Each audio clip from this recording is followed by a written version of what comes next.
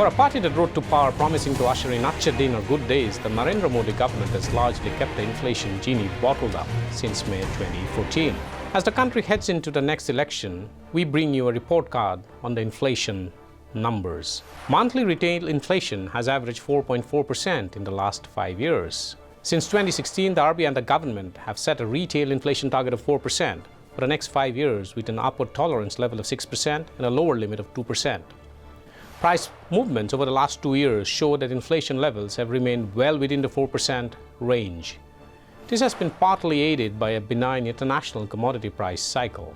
The RBI's steadfast focus on not letting the guard down on cooling prices, even if it meant keeping interest rates high on many occasions, has also helped tame inflation. Food inflation has remained low primarily due to the efforts by the government to hammer down pulse prices, a common source of protein for most Indians. Food inflation has averaged 3.5% in the last 5 years. In 2015, the prices of pulses skyrocketed to a 5-year high in some parts of the country on the back of weather-induced supply shocks. Arhar or tur dal was retailing at about Rs 200 a kilo in some parts of the country as lentil output fell to 17.3 million tons in the 2014-15 crop cycle. The government addressed this by announcing a string of administrative measures.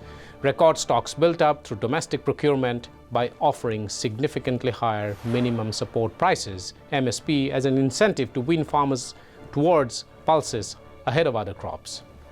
Separately, the government also bolstered stocks through greater imports. The results followed, with Arhar retailing at less than Rs 80 a kilo currently.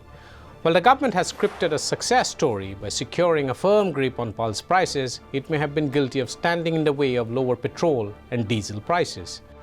The persistent fall in crude prices for the better part of the last 3 years offered an opportunity to help end consumers reduce their fuel bills. In October 2018, when crude prices had raised past $75 a barrel, the government had cut excise duty on fuels. Many state governments followed suit, cutting local taxes on transport fuels.